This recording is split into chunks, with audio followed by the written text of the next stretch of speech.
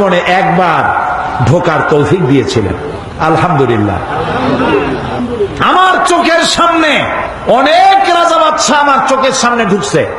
জীবনে বহুবার আল্লাহ নিয়েছেন। বাইরে দাঁড়ায় এতিমের মতো কাঁদছি যে আল্লাহ এই ঘরটার মধ্যে যদি একবার ঢুকতে পারতাম।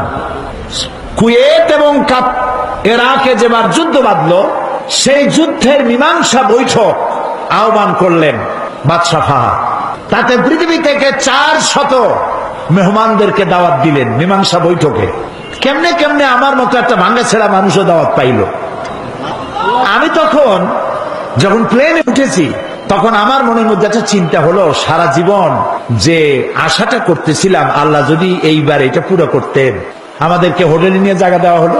এশার নামাজের পর একটা ব্রিফকেস দিল সমস্ত মেহমানদেরকে। ব্রিফকেসের ভিতরে কাবা শরীফের গেলাপ পাইলাম, আতর পাইলাম, জায়নামাজ পাইলাম, আর পেলাম অনুষ্ঠান সূচি। অনুষ্ঠান সূচিতে লেখা 3 দিনের সমাপনী দিবস, 3 দিন কনফারেন্সের শেষ দিন, ওটা বৃহস্পতিবার দিবাগত রাত। শুক্রবার সকাল 7:30টায় মেহমানদের জন্য কাবা শরীফের দরজা খুলে দেওয়া হবে। আমি তো পড়িয়া আমার চোখে তখন পানি এসে গেছে। বৃহস্পতিবার রাত্রে সকালের অপেক্ষা আর করিনি, গোসল করে নতুন কাপড় চোপড় পরে সারা রাত তাওয়াফ করেছি, নামাজ পড়েছি, সকালের অপেক্ষা করেছি। ফজরের নামাজের পরই আর্মি এসে ঘিরে ফেলেছে কাবা শরীফ। যারা ভেতরে তাওয়াফ করতেছিল তারা বেরিয়ে গেল। মাতাফের কিছু জায়গা তারা আটকে ফেললো, বাইরের থেকে তাওয়াফ হবে। কাবা শরীফের পাশটা খালি। প্লেনে ওঠার মতো বিরাট সিঁড়ি এসে হাজির হয়ে গেল। আমি তো সারা রাত থেকে তৈরি, আমার চিন্তা আমি আগে উঠবো, কিন্তু পারলাম না। তৎকালীন আজাদ কাশ্মীরের প্রেসিডেন্ট সর্দার আব্দুল কাইয়ুম উঠে পড়লেন আগে।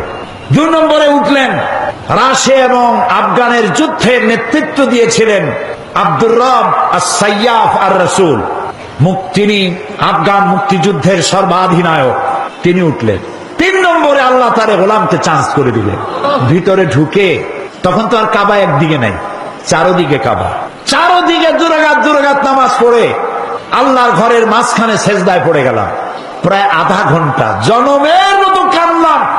যা মনে আসলো বলতে থাকলাম। হঠাৎ আমার মনে চিন্তা আসলো, আমি বুঝি অন্যান্য মেহমানদের উপরে জুলুম করতেছি, কারণ এই ঘরের মধ্যে 20-22 জনের বেশি লোক ধরে না। তা আমরা যত দেরি করব তাদের উঠতে তত দেরি হবে। তাড়াতাড়ি উঠলাম।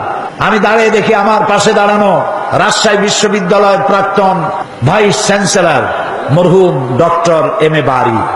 বুড়া মানুষ, সাদা দাড়ি, চোখ দিয়া বদনার নালের মতো পানি পড়ছে, দাড়ি ভিজে ভিজে পড়ছে। আমাকে আঙ্গুল দিয়ে দেখালেন কাবার দরজার দিকে। আমার চোখ গিয়ে পড়লো কাবার দরজার উপরে, যেখানে উনি আঙ্গুল দিয়ে দেখালেন সেখানে লেখা আছে ওয়াকালা রাব্বুকুম উদউনি আস্তাজিব লাকুম। তোমার রব তোমাকে বলছে আমারে ডাকো, আমি ডাকের সাড়া দেব। আমি আবারও কাঁদলাম, আল্লাহ আমার কাম আমি করছি, এবার জবাব দেওয়ার মালিক তো তুমি। আল্লাহুম্মা লা তারুদ্দানা খাইবিন। ওর নিচেই দেখি লেখা সূরা কুরাইশ, ফালিয়াবুদু, পুরা সূরা লেখা ফালিয়াবুদু রাব্ব হাযাল বাইত। আমার কাছে মনে হলো যেন আল্লাহ তাআলা কুরাইশদের হাত ধরে বলতেছেন, বেটারা ক্ষুধার সময় যদি খাবার চাও আর ভীতির সময় যদি নিরাপত্তা চাও, ফালিয়াবুদু রাব্ব হাযাল বাইত, এই ঘরের মালিকের ইবাদত কর। কোন ঘর? বাইতুল্লাহ।